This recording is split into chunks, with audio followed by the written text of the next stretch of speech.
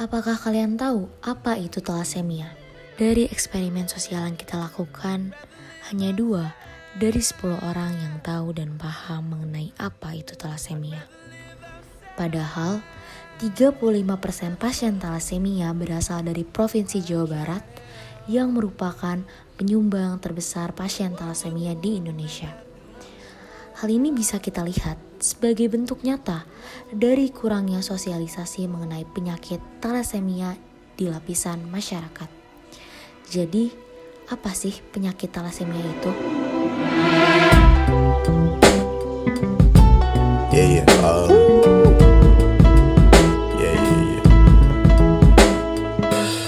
Orang yang pertama tahu thalassemia dapat 50.000. Mari kita coba aja. Let's go.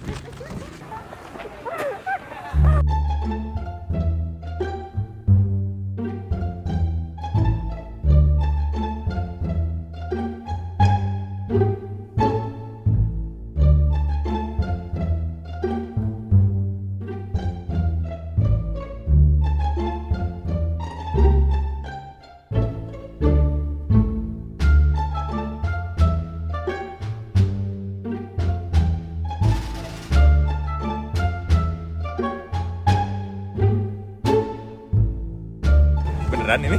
Oh iya, beneran Kang? Iya, beneran. Mau dicoba? Boleh, Ah, ya. Pak ya. Oh iya. Gue tahu nih. Oh iya, Thalassemia beneran. kan? Oh iya. Boleh. Mulai dari Kang yang kanan dulu. Saya Ilham dari Vkom. Oke. Terus? Saya Imam dari Vkom juga. Kenny dari Fakultas Ilmu Komunikasi Angkatan 21. Bunga Febiani dari Fakultas Teknologi Industri Pertanian. Namaku Naura, aku dari Fakultas Ilmu Komunikasi. Saya Suwarna. Saya Ibu Nur. Aku Sharon dari Fakultas Kedokteran Angkatan 2020. Halo semuanya, kenalin aku Dava, aku dari FTIP 2018. Saya kurang tahu sih kalau sekarang. Pernah dengar sih thalassemia? Belum pernah sih. Thalassemia nggak pernah. Nggak pernah. Dengar sih sering. Pernah dengar. Kalau dengar thalassemia kayaknya penyakit bukan? Aku benar-benar nggak tahu sama sekali. Kayak baru dengar. Yang berhubungan dengan darah aja. Cuman nggak tahu pastinya. Secara definitif kita kurang paham. Tahu thalassemia itu kalau nggak salah nih ya, itu penyakit kelainan darah gitu nggak sih? Oh, penyakit kelainan darah ya. Karena Teteh Teteh dapat menjawab pertanyaan ini ya. Selamat Teteh dapat 50.000 dari saya ya, karena bisa menjawab thalassemia. Terima kasih buat Tetehnya. Yang aku tahu ya, thalassemia itu penyakit darah nggak sih yang bisa diturunin dari orang tua? Aku nggak tahu, nggak pernah dengar sama sekali. Menurut aku ya, kayak sih enggak. Kayaknya enggak ya. Ini setahu gue kalau nggak salah thalassemia itu dari orang tua gitu nggak sih, keturunan. Jadi Iya. kayak nggak bisa nular sih. Kayaknya sih enggak ya. Kalau menurut saya sih enggak. Enggak ya? Enggak. menular. Kayaknya nggak bisa sih. Kayaknya enggak sih, soalnya kan udah kayak keturunan gitu, jadi nggak ngerti juga. Kayaknya nggak bisa sih. Oh iya. Iya. Kayaknya sih udah bisa. Thalassemia kurang tahu, kayaknya bisa deh. Mungkin bisa di ini kali ya, bisa di maintenance mungkin ya. Oh, aku mungkin kalau baca dari sini sih ada cara pengobatan ya. Cuman kalau biasanya kalau udah keturunan itu biasanya udah susah ya kalau tahu. Teteh ini punya pacar nggak sih? Enggak ya? Enggak. Ya. Statusnya apa? Mahasiswa? Oh, bukan. Ya, dekat ya. Ya pacaran ya. Kenapa aku nanyain tadi Teteh punya pacar apa enggak? Kalau misalnya udah ada nih pacar terus habis itu mau lebih lanjut lagi, ini disarankan untuk mencegahnya dengan cara ini. Udah ada pikiran buat lanjut ke jenjang yang lebih serius mungkin ya. Jawab. Jadi Kang Teh, jadi bisa dilihat di brosurnya kalau thalassemia itu adalah penyakit keturunan ya Teh. Jadi thalassemia itu terjadi karena adanya mutasi gen pada darah. Nah, untuk lebih umumnya kalau thalassemia ini tuh diturunkan oleh dari bapak dan ibunya. Kalau misalkan bapaknya carrier, ibunya carrier, itu bisa saja berpeluang punya anak yang thalassemia juga. Jadi kalau misalkan Akang sama Tetehnya punya rencana untuk selanjutnya yang lebih serius, mungkin kita bisa kita bisa menyarankan untuk melakukan screening. Bisa dilihat di brosurnya kalau screening itu adalah salah satu upaya untuk mencegah talasemia itu, Kang Teteh. Talasemia merupakan penyakit kelainan darah yang disebabkan karena faktor keturunan atau genetik. Talasemia ini terjadi karena tubuh tidak mampu memproduksi hemoglobin yang cukup. Apabila tubuh tidak dapat memproduksi hemoglobin yang cukup, sel darah merah tidak dapat berfungsi dengan baik dan tidak bisa membawa oksigen yang banyak ke tubuh, yang mengakibatkan tubuh gampang lemah dan mudah sesak napas. Talasemia ini tidak dapat menular, melainkan terjadi karena penyakit turunan dari orang tua. Sampai saat ini, penyakit talasemia belum dapat disembuhkan. Karena penyakit talasemia ini belum dapat disembuhkan, orang yang terkena talasemia ini harus melakukan transfusi darah seumur hidupnya. Talasemia adalah penyakit yang dilatar belakangi karena adanya kelainan genetik yang diturunkan secara resesif autosomal dari orang tua kepada anak-anaknya. Pada kasus perkawinan antara talasemia minor dengan talasemia mayor akan menghasilkan 50% kemungkinan anak dengan sehat carrier dan 50% pengidap talasemia mayor. Sedangkan pada perkawinan sesama penyakit talasemia minor akan menghasilkan 25% anak sehat normal dan 50% sehat carrier serta 25% anak dengan pengidap talasemia mayor.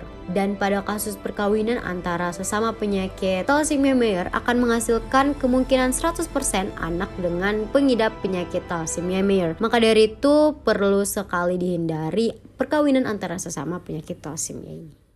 Talasemia dibagi menjadi dua jenis. Yang pertama adalah talasemia alfa. Talasemia alfa adalah jenis talasemia yang disebabkan oleh kelainan pada rantai alfa globin. Talasemia alfa dibagi menjadi dua, yaitu talasemia alfa mayor dan talasemia alfa minor. Yang kedua ada talasemia beta.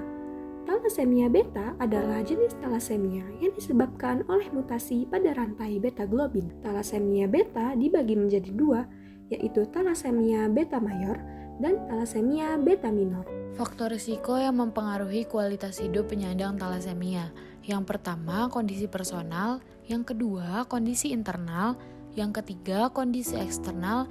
Dan yang keempat, kondisi global. Kondisi global ini meliputi lingkungan dalam cakupan yang lebih besar, yaitu menjadi dua faktor genetik dan non-genetik. Faktor genetik merupakan suatu kondisi di mana seseorang mempengaruhi keadaan generasi penerusnya. Sedangkan faktor non-genetik dibagi ke beberapa bagian. Yang pertama, jenis kelamin perempuan dan laki-laki mempunyai perbedaan dalam peran serta akses dan kendali terhadap berbagai sumber. Yang kedua, usia saat diagnosis ditegakkan. Semakin cepat diagnosis ditegakkan, semakin besar pengaruhnya terhadap proses tumbuh kembang fisik. Yang ketiga, tingkat pendidikan orang tua. Dan yang terakhir, status ekonomi. Tanda dan gejala pada penyakit talasemia biasanya terjadi pada talasemia mayor saja. Pada talasemia minor belum ditemukan adanya tanda dan gejala, hanya sebagai pembawa sifat dari penyakit talasemia saja. Gejala dan tanda yang dimaksud adalah yang pertama, pembesaran pada bagian perut akibat adanya pembengkakan pada hati dan limpa. Yang kedua adalah penyakit kuning atau kekuningan pada kulit yang diakibatkan karena adanya kelebihan bilirubin. Kemudian yang selanjutnya adalah pembesaran sumsum tulang di bagian wajah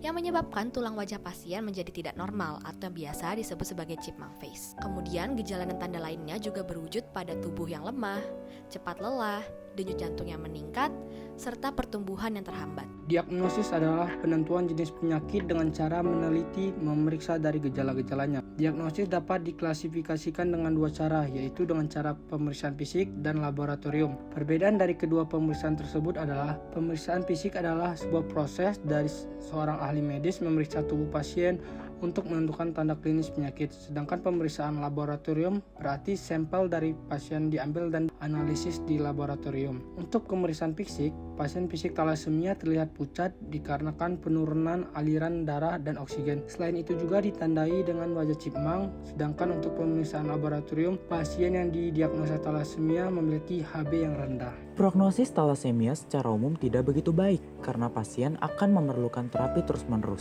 Hingga kini belum ada tata laksana definitif untuk talasemia, kecuali dengan transplantasi sumsum tulang. Talasemia mayor memiliki prognosis yang lebih buruk karena risiko komplikasi yang lebih tinggi, berupa penumpukan zat besi berlebih dalam tubuh. Penumpukan zat besi terjadi pada organ seperti jantung, endokrin, dan hepar. Komplikasi lain akibat pemberian transfusi darah yaitu infeksi dan reaksi transfusi. Pengobatan untuk pencegahan penyakit talasemia dapat dilakukan dengan cara transfusi darah secara rutin. Transfusi darah secara rutin dapat menimbulkan efek samping yaitu zat besi yang berlebihan. Zat besi yang berlebihan dapat menyebabkan berbagai macam masalah dalam tubuh. Untuk mengatasi zat besi yang berlebihan di dalam tubuh, kita bisa mengonsumsi obat seperti Deferasirox, Deferoxamin, dan Deferipron untuk mengurangi kadar zat besi dalam tubuh. Yang dimana metode ini dinamakan dengan terapi kelasi besi.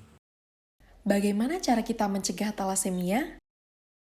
Talasemia dapat dicegah dengan screening test atau metode pengujian untuk mengetahui ada atau tidaknya gen talasemia dalam darah.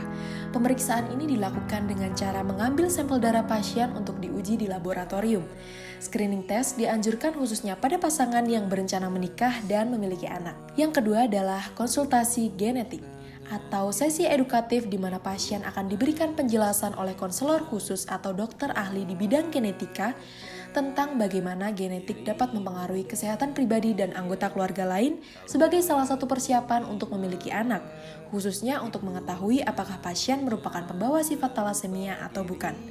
Yang ketiga adalah melalui diagnosis prenatal atau teknik diagnosis yang dilakukan untuk menentukan kondisi fetus yang belum lahir apakah memiliki kelainan genetik ataupun kelainan lainnya. Berani periksa darah? Berani periksa darah? Berani periksa darah? Berani periksa darah?